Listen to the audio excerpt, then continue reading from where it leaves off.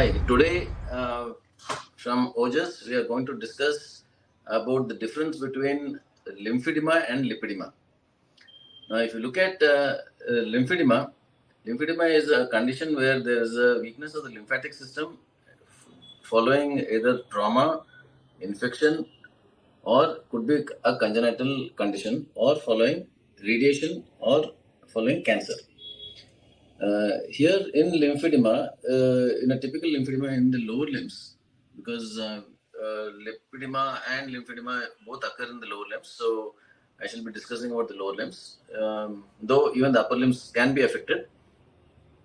Now, in a typical case of lymphedema, you will find that the swelling in the lymphedema starts at the just after the toes, over the dorsum of the foot. Then it goes to the legs, and then it can proceed up to the thighs. And usually there is two types of lymphedema. One is a pitting lymphedema and the non-pitting lymphedema. In the pitting lymphedema, you will find that pitting lymphedema means when you apply pressure on the particular lymphedematous tissue, it forms a depression in the area where you put your finger and apply pressure. So this is called pitting lymphedema. So pitting lymphedema is a condition where the lymphatic system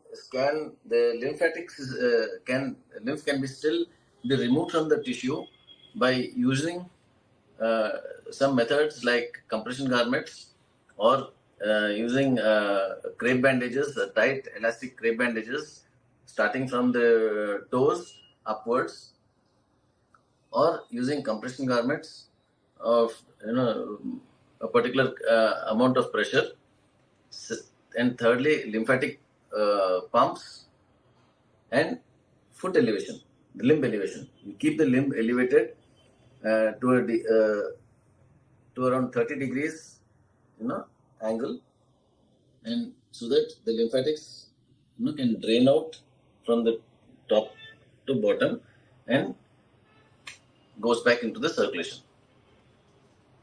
So, like I said, lymphedema can be either congenital, that is, appears right from birth.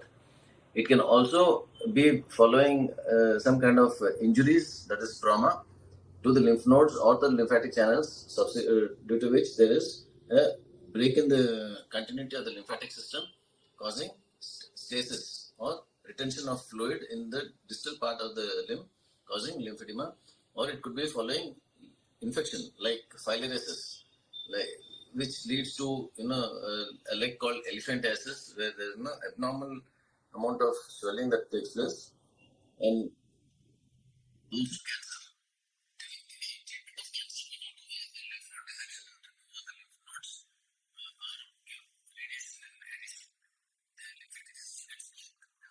Blockage can result in accumulation of fluid leading to lymphedema. And as the disease progresses, the lymph, which is got a high quantity of protein and fat, gets collected into the subcutaneous tissue and in other tissues as well. And over a period of time, it leads to intense inflammatory reaction.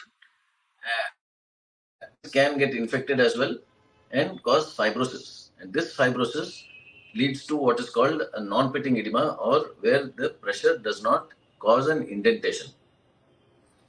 So, in such a situation, the lymphedema becomes refractory, or it becomes very difficult to treat. So, ideally, the earlier stage, the treatment is more better, and the results are much better. The later stage, the results are not that good, and this particular lymphedema can lead to heaviness of the limbs, causing severe disability and morbidity, difficulty in walking. They start to drag their feet, and then after a particular time, they may not be able to even lift the limb to walk or do any other activities. Lipedema, on the other hand, and lymphedema usually occurs in one limb, does not occur in both limbs unless it is congenital, or the trauma is bilateral, or if the cancer is affects both the limbs. Otherwise, usually lymphedema affects only one limb.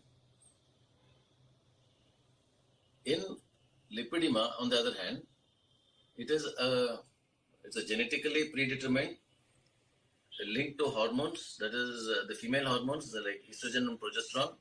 It usually starts to appear at puberty. So, right from birth till puberty, the child is normal and it does not show up. And then after puberty, when the hormonal changes do take place, that is the time when the lipedema also starts to appear and show its signs. Here it is, both the limbs are affected bilaterally. Usually the hips are affected first, then the thighs are affected, then the legs are affected. And you can also develop what is called ankle cuff like situation, where there's a band like structure forming just above the ankle. The feet are normal, slim and normal, and they don't get affected until late in the disease. Only when it reaches the last stage, that is stage 4, then the feet also might start to swell up. Initially, in the first stage, second stage, and the third stage, the feet are spared and they're very normal. So as the disease progresses, there's heaviness, there's fatigue, there's bruising, there could be development of spider veins, and there's a progressive deposition of edematous fat, lipedema fat, in other words, where in lipedema you find both the normal fat as well as lipedema fat. Lipedema fat usually tends to respond to diet, exercise, or even bariatric surgery or medications. But the non-lipedema fat is usually quite resistant to diet, exercise, bariatric surgery, or even medications. And as the fat keeps on depositing, the skin becomes irregular. There could be development of skin folds. There could be spider veins. There's frequent bruising. And the fat, initially which is soft, becomes granular, rice grain like appearance to the feel, and then proceeds to even developing something like globular nodular fat, which sometimes in the initial stages can be mistaken to be cellulite. And there is heaviness. Sometimes this is also associated with severe unexplained pains in the thighs, legs, buttocks, hips, even the arms. When the upper limbs are affected, even the arms can have a similar kind of a situation, and usually from the shoulder to the elbow, or it can extend up to the wrist. The hands are generally again free and slim and slender. So these are the features that classically differentiate between lymphedema and lipedema.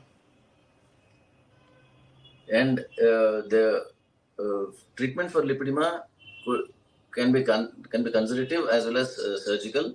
The conservative methods of treatment for lipedema is manual lymphatic drainage, sequential compression pump, lymphatic compression pump, and use of compression garments for on a regular basis. Exercises like swimming, which is the best, water sports, cycling, walking, and even going to the gym and doing whatever is possible without damaging the knees, and and joints can be performed. Coming to the surgical treatment, there is no cure for lipedema or lymphedema, but there is a treatment for it, and you can keep it under control by going in for a staged lymphatic sparing water assisted liposuction. Thank you.